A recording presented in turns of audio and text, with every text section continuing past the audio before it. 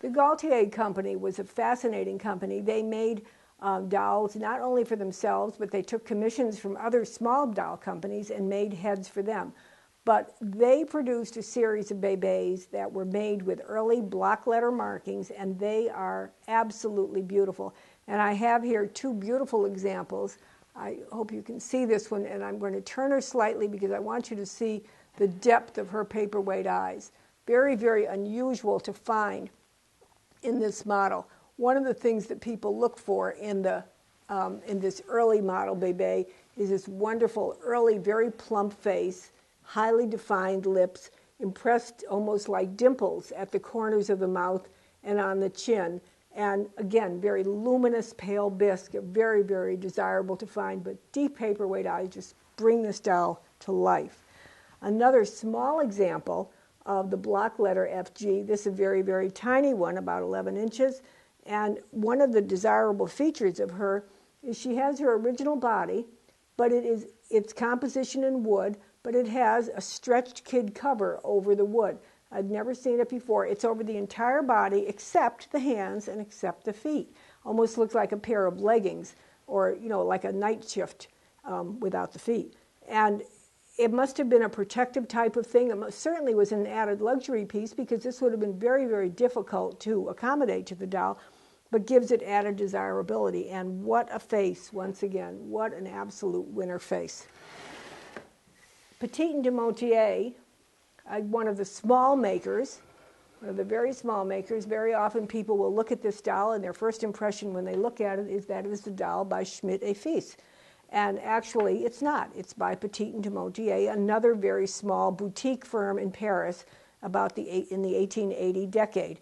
And this is a beautiful example of their work in her original costume. And again, very pale eyes, pale complexion, very subtle, delicate painting. And when they have those really plump, chubby faces and that delicate complexion, it's a wonderful contrast and makes a beautiful doll. I wanted to show you three novelty-type French pieces in the auction. First, I'll show you this very elegant lady who, if I turn her around, you'll see she has a stand. But she does have feet. She has this attached stand. And she has her original costume. And then I am going to tell you that you can remove her legs and her skirt, and we have a beautiful lady who is a candy container. Very, very wonderful. Absolute luxury piece. The candy stores in Paris really vied to have beautiful presentations, and so they would make many novelty-type pieces. But to find one with a portrait, beautiful portrait face like this, that truly is a luxury and must have been a wonderfully desirable piece. And to find it, and I just wish the chocolates were still in it. And then this one. Okay. Here's a guy you think has eaten too many chocolates. Look at this chubby little guy. And you know what? He probably did, because this little fellow has had too many chocolates, because look, his top unsnaps and his stomach was a candy container. Absolutely wonderful. Can you imagine the fun and laughter and games when this was presented at a party? The little chubby guy, candy container. And then, if you weren't eating chocolates, you might have been imbibing in something, because we have, with a Jumeau face, this wonderful, wonderful automaton, the gentleman drinker. And now you can see he turns his head from side to side and he nods, and then he lifts the goblet to his mouth and has a nice little sip, and he's quite happy. Sips again, and then he decides the goblet's empty. He moves his head to the side, and he moves the bottle over, pours again, and then wait, the goblet's not full, he pours a little more, and then continues his action and repeats over and over again, wearing gorgeous original costume.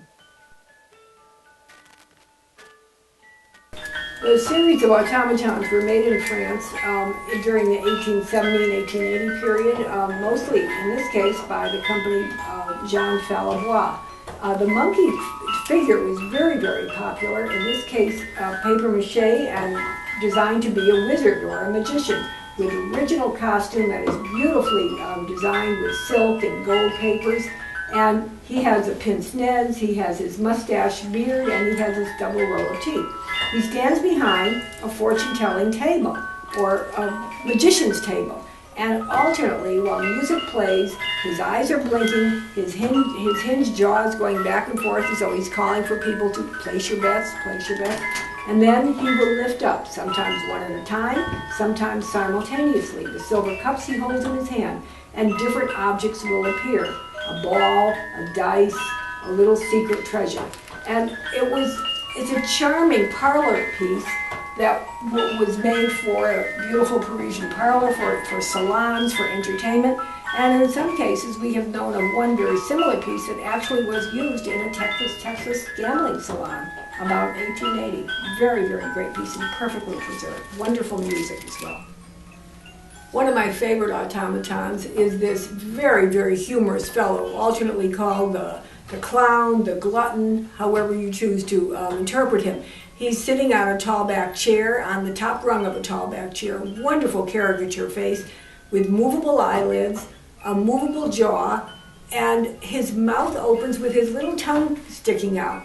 Here's what he does. He lifts his biscuit to his mouth and he savors it. I mean, you can just see him savoring it. His shoulders heave up and down several times, and he taps his foot as though he's so in anticipation of this delicious treat he's about to have. And then his tongue comes out, and he appears to eat the biscuit. And then he repeats these wonderful motions. It's just a fabulous piece in wonderful working condition. And before we move into our fabulous collection of Lenci dolls from the 1930s, I did want to share with you my friend here from Evelyn Heideprum's collection of large-scale Skookum Indian dolls by Mary McAvoy about the 1930 period as well. And this, the largest example, store size that I have ever seen, and that's why I wanted to stand next to it so you'd all capture the size. The idea for the title for our auction in Las Vegas came from this wonderful collection of 72 Lencis. A person wrote to us an email and said, "What are you doing to me? There are 72 Lencis in this auction. And now how am I going to choose?" Well, we're going to help you choose. But the idea for the title of this auction came to us as we started to unpack all of these dolls and look at the extraordinary colors, designs, the way they were put together, a mosaic of different textures, and in fact, a kaleidoscope. No matter where you look, how you look at them, you keep seeing more details on them that really show them to advantage.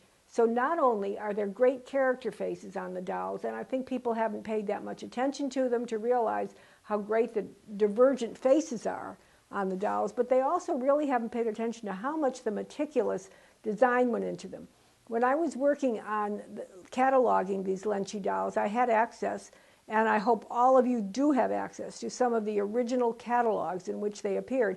And we tried to pose them in the catalog the way that they had been posed by the Lenci company when they produced their catalogs, because it showed clearly how they wanted their dolls to be shown. Hands in pockets, tilting, looking at each other, kind of flirtatious. The large woman sitting on the stool, totally original. Sometimes collectors refer to her by a film star name. She actually was produced in the catalog under the name Mimi, M-I-M-Y. Is so totally original. You can even see in the background, she has her original box with its colorful designs. The stool is original, and she is posed on that stool exactly the way she was posed in the original catalog, head tilted, cigarette in her mouth, a very sassy, spunky kind of lady. Wonderful children, different ethnic groups represented, just great array in every way. Now, perhaps the prize of the entire collection is the Lenci doll depicting Valentino, not marketed as Valentino, but clearly there can be no mistake. This is very curious because in the Lenci catalogs, many times, not many times, a few times, she would actually name a star that she was representing. Tom Mix, for example, was represented as Tom Mix, the cowboy star. Valentino was just shown as he was, and wearing the very, very detailed and elaborate costume of Valentino as he appeared in his movie The Sheik and The Return of the Sheik. And when you want to talk about a kaleidoscope of colors or a mosaic of colors and textures and designs, you just have to look at the various applique and embroidery designs that appear on him. This came to us and is appearing not from one of the collections, but from an original family owner in Italy who had kept the doll preserved all of these years, and he is totally original, including his tassels. Wonderful piece.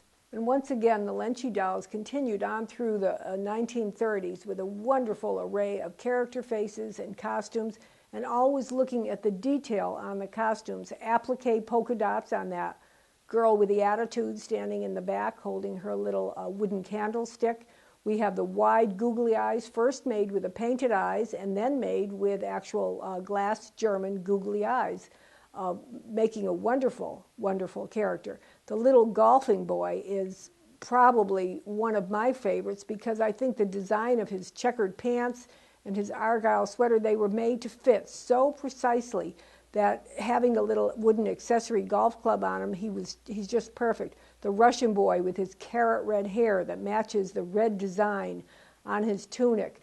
The little aviator girl, which collectors tend to call Amelia Earhart, which actually is wearing a costume that was just a fashionable costume of a little girl of the time. If you look in the original Lenci catalog, she's not photographed somewhere as like an occupational person. She's just in with a group of other little fashionable dressed 1930s girls.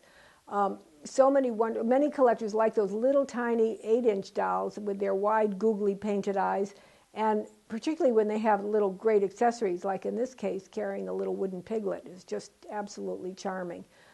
Look for details on the Lenci's, colorful felt details like the rooster, the applique felt rooster on the cap. The little Dutch boy with his hair, his rare style hair, that real frizzy, curly blonde hair, holding his wonderful pot of tulips. Just a mosaic, once again, a true kaleidoscope of colors and designs. We tried to create a kaleidoscope, which we were able to do on the computer by putting some of these Lenci colors together, and it was absolutely magnificent. And when you have them in your home looking at them, they are magnificent as well. True works of art.